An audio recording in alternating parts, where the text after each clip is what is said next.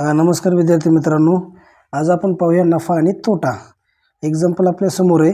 एक पुस्तक 12% नफ्याने विकले, परंतु 18 रुपये जास्त घेतले असते तर 24% नाही का या ठिकाणी नफा झाला असता तर पुस्तकाची खरेदी किंमत काय असणार आहे? खरेदी किंमत म्हणजेच आपण खरेदी किंमतीला मूळ किंमत देखील म्हणतात बघा, बरोबर।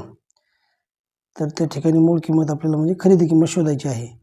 तर काय करायचं बघा, जी टक्केवारी दिलेली 12% होता अगोदर आणि ती 18% जर 18 रुपये जास्त घेतली असती तर 24% नफा झाला असता। म्हणजे यांच्या दोघांमधला डिफरन्स किती झाला रे? 24 आणि 12 मधला डिफरन्स आला 12%चा। आणि 12% म्हणजेच काय व्हायले रे, इथं 18 रुपये आलेत बघा, म्हणजे 12% म्हणजेच 18 रुपये असणार आहेत। तर आपल्याला मूळ किंमत म्हणजेच खरेदी किंमत असते आणि मूळ किंमत काय असणार आहे मग 100%, म्हणजेच 100 बरोबर ते काय केलं, एक्स ॲज्युम केलं। कधीही एक्स समोरील जो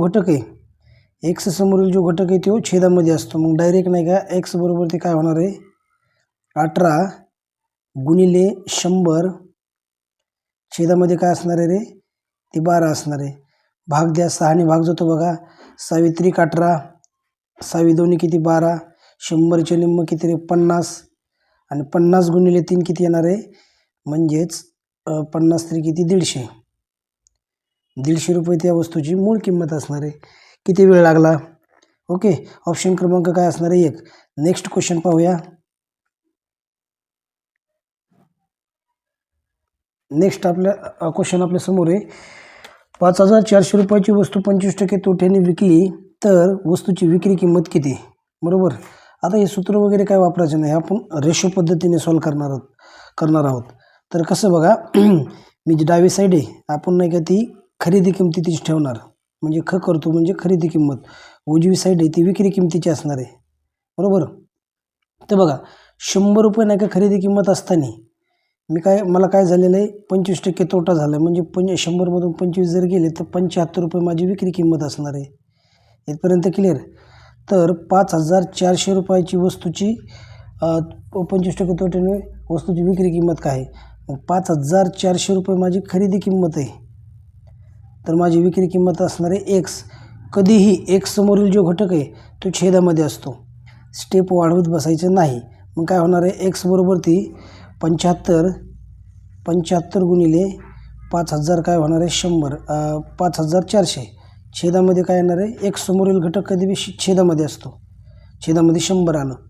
हे कॅल्क्युलेशन करा, छेदामधले 2 शून्य कॅन्सल आणि अंशातले 2 शून्य कॅन्सल, 75 गुणिले काय होणार आहे 54।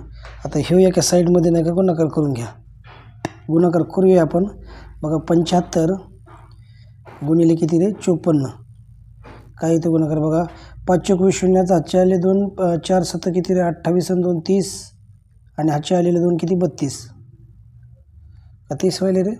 5 चौक 20 शून्याचा हातचे आले 2, 7 चौक 28 आणि हातचे आलेले 2 30 व्हायले, 32 झाले माझ्याकडून। आता बारी आली बघा 5ची, इथं 0 लिहा, 5 5 25, हातचे आले 2, 5 7 35 आणि 2 किती रे 37, इथं 37 लिहिले।